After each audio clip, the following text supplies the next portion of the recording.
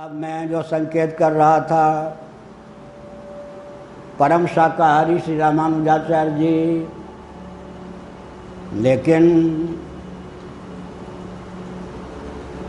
एक वाक्य उनके याद कीजिए, प्राणियों पर अननुग्राहक व्यापार का नाम हिंसा है। अननुग्राहक, अनुग्राहक नहीं, प्राणियों पर अननुग्राहक व्यापार का नाम हिंसा है। चिकित्सक ऑपरेशन करता है, अभी घुटने के ऑपरेशन की है क्या, तो हम उनको क्या कहेंगे? अनुग्राहक कहेंगे नहीं। अननुग्राहक व्यापार, अनुग्राहक हुआ, कोई चीर फाड़ करता है दुश्मनी से नहीं। कोई अगर कांटा भी चुभा दे दुश्मनी से तो हिंसा है। और कोई चाकू लेकर के 7-7 घंटे कदाचित ऑपरेशन करे, वो भी हिंसा नहीं है। क्यों? प्राणियों पर अननुग्राहक व्यापार का नाम हिंसा है। ये रामानुजाचार्य आस्तिकता की पराकाष्ठा। श्रौत याग में अंगत्वेन कई हिंसा है, उसका भी हम समर्थन करेंगे। हमको अहिंसा चाहिए तो वेदबाह्य नहीं। वेदबाह्य अहिंसा के पक्षधर होने पर हमने छात्र धर्म को गंवा दिया, मर गए, प्रतंत्र हो गए क्या? वेदबाह्य अहिंसा ने हमको मार डाला। वेदबाह्य ब्रह्मचर्य ने, सत्य ने, सब ने हमको मार डाला। इसलिए हमको अहिंसा भी चाहिए तो वेद सम्मत चाहिए। वेद सम्मत अहिंसा, वेद सम्मत हिंसा तो छात्र धर्म को अपनाएंगे, वेद असम्मत हिंसा तो बौद्धों को अपनाएंगे, बंटाधार हो जाए। देखिए, जब तक तिब्बत के व्यक्ति छात्र धर्म का पालन करते थे तब चीनी व्यक्ति घुटना टेके रहते। इतिहास है। जब बौद्धों वाली अहिंसा को अपना ली तो चीन ने बौद्धों को खा लिया, दलाई लामा जी को भगना पड़ा। अब दलाई लामा जी, माननीय दलाई लामा जी तिब्बत लेने का संकल्प भी लगभग छोड़ चुके हैं, तो मुझे अच्छी तरह मालूम। इसका मतलब क्या हुआ? तो उन्होंने क्या कह दिया रामानुजाचार्य महाभाग ने, वेद सम्मत जो कुछ है उसका हम समर्थन करते हैं, उसमें हित ही सन्निहित है। इसीलिए हिंसा की परिभाषा ही विचित्र कर दी, बहुत बढ़िया। प्राणियों पर अननुग्राहक व्यापार का नाम हिंसा है, अनुग्राहक व्यापार का नाम नहीं। तब सार क्या निकला? सार ये निकला, कोई कहता है पूर्व पक्ष, माता की बलि दे दो ना, पिता की बलि दे दो ना, बेचारे दिनहीन अमुक की बलि क्यों देते हो?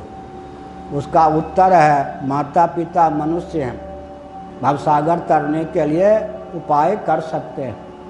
अमुक की अगर देवता चेतन और द्रव्य भी कहीं चेतन हो, संकेत में बोलेंगे, देवता चेतन द्रव्य भी कहीं चेतन हो, तब क्या होगा? जो द्रव्य के रूप में प्रयुक्त चेतन है यज्ञ में, वह अपने बलबूते पर द्रव्य सूक्ष्म विपाकात्मक पूर्णसार सर्वस्व शरीर नहीं प्राप्त कर सकता। उसका जो यज्ञ की विधा से क्या द्रव्य के रूप में प्रयोग और विनियोग होता है, उसके फलस्वरूप उसको द्रव्य सूक्ष्म विपाकात्मक दिव्य देह की प्राप्ति होती है, वो भी देवता बन जाता है, देवलोक को प्राप्त होता है। इसलिए अनुग्राहक व्यापार है, अनुग्राहक व्यापार हुआ। तो रामानुजाचार्य महाराज की मैं प्रशंसा कर रहा था कि ईश्वर के भक्त होने पर भी ईश्वर का खंडन किया। क्यों? आत्मा वारे द्रष्टव्य, श्रोतव्यो, मंतव्य, निधिध्यासितव्य। मंतव्य मनन युक्ति का निषेध नहीं है, लेकिन श्रोतव्य पहले।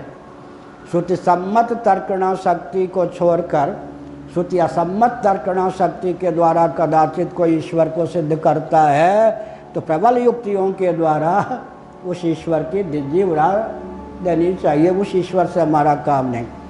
एक बार मैं वृंदावन में यह प्रवचन कर रहा था, एक Delhi supreme court high court के एडवोकेट, बहुत चर्चित, बाद में दिल्ली हाई कोर्ट के जस्टिस, अवकाश प्राप्त होकर सन्यासी हुए, हमारे गुरु भाई हुए, विपिन चंद्रानंद सरस्वती।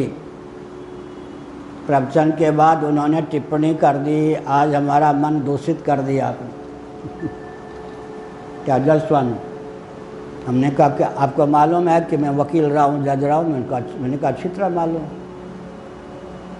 आपने ये क्या कह दिया कि युक्ति के बल पर जो सिद्ध ईश्वर है वो भी किसी काम का नहीं? ये बताइए, हमारे वकालत पर, हमारे निर्णय पर पानी फेर दिया। युक्ति का कम से कम अनुमान सिद्ध ईश्वर को तो रहने देते ना। जिस ईश्वर की सिद्धि में कोई युक्ति नहीं, केवल भावना ही भावना है, कोरी भावुकता है, उस ईश्वर की धिज्जी उड़ाते आप, कोई बात नहीं। तो हमने कहा सुन लीजिए, केनोपनिषद शंकर भाष्य पढ़िए। अब मैं न्याय की सरणी में 2-3 वाक्य बोलता हूँ, सावधान।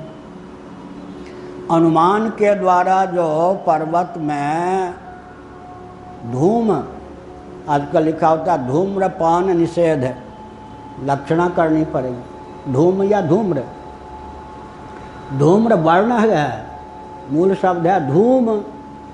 अब धूम्रपान निषेध का अर्थ क्या हुआ? धूम्र की लक्षणा धूम में करनी पड़ेगी। धूमपान निषेध क्यों नहीं लिखते भाई?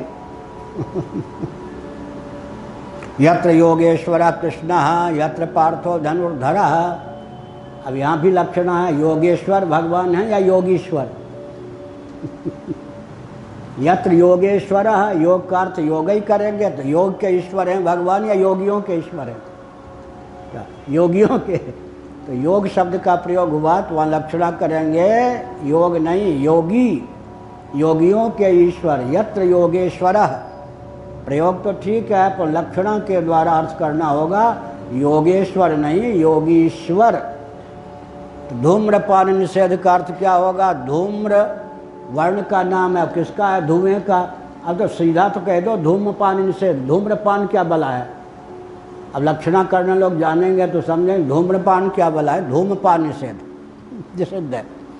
इसी प्रकार से हमने संकेत किया कि क्या संकेत किया?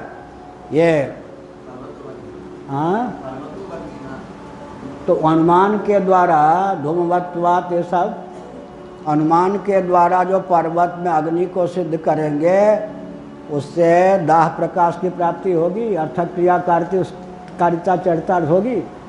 यहाँ आकर फिर जज स्वामी ने कहा बहुत बढ़िया, गंभीर बात है। क्या? केवल अनुमान के बल पर जो ईश्वर सिद्ध होगा वो व्यवहारक क्षम होगा?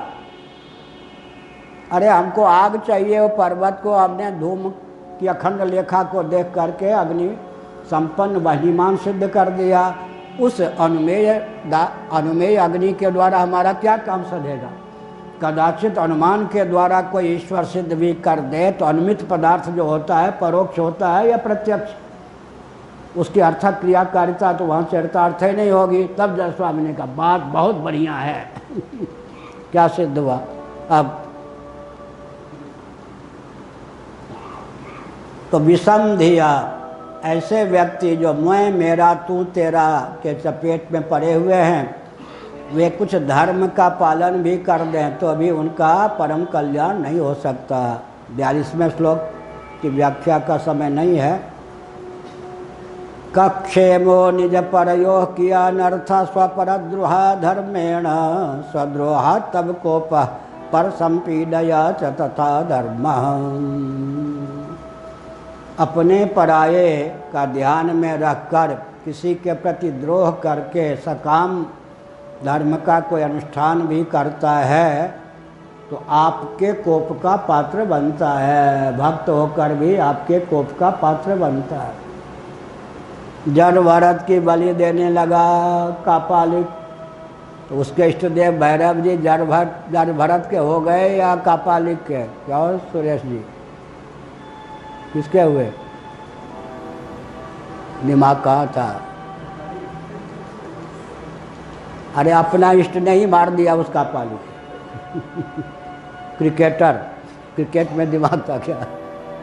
क्या शंकराचार्य को जो कापालिक बलि देने के लिए आया, तत्काल पदपादाचार्य जी निसंग हो गए, मार दिया। क्या इसका मतलब क्या है? किसी से द्रोह करके नरबलि देकर किसी से द्रोह करने के लिए जो धर्म का अनुष्ठान करता है तो कहते हैं आप उस पर कोप करते हैं, कृपा पात्र आपका नहीं होता। किसी से शत्रुता एक घटना सुनाकर प्रवचन को विराम देते हैं। एक पड़ोसी थी, पिताजी की दूर से बहन जी लगती थी। तो मैं स्नान के बाद 1000 गायत्री जप करता था, यज्ञोपवीत के बाद 1000 नित्य, विद्यालय जाने से पहले। और शालाग्राम भगवान का पूजन करता था। शाम को प्रदोष के समय पार्थिव शिवलिंग का पूजन नित्य ही करता था। ये मेरा नियम था। तो एक पड़ोसी जो पीसी जी थी, पीसी झा नहीं, पीसी पिताजी की बहन लगती थी दूर से, वो मायके में रहती थी। वो तुलसी भेजती, उस पर हर दल पर राम चंदन से, बिलपत्र भेजती शाम को तो हर पत्ते पर दल पर शिव।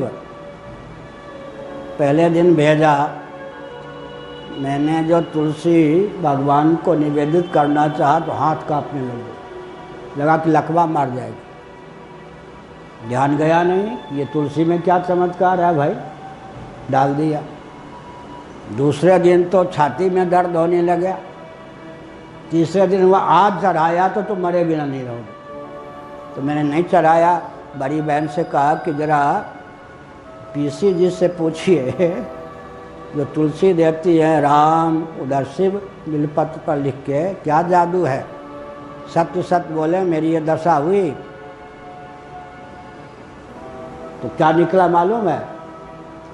ये भगवान का भक्त है, इसके हाथ से अगर हम तुलसी चढ़वा देंगे भगवान को तो हमारा प्रयोजन सिद्ध होगा। प्रयोजन क्या सिद्ध था मालूम है? होना, उनकी जो विधवा भाभी थी वो मर जाए तो उनकी संपत्ति पर भी मैं कब्जा कर लूँ।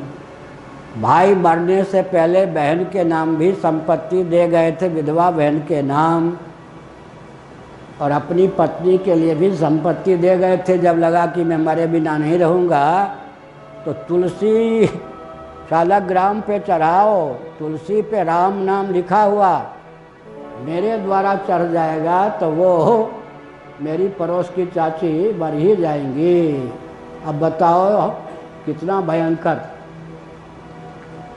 तो हमने कहा रे राम शालाग्राम मेरे ही मुझको ही चुना। हमने कहा अब नहीं, एक पत्ता भी मेरे पास ना भेजें। तो क्या सार निकला? स्वद्रोहा तब कोपह। भगवान की दृष्टि में तो सब उनके आत्मा स्वरूप हैं, लाडले प्यारे हैं। जब कोई भगवान की भक्ति के नाम पर किसी से द्रोह करता है तो भगवान उस पर कुपित हो जाते हैं।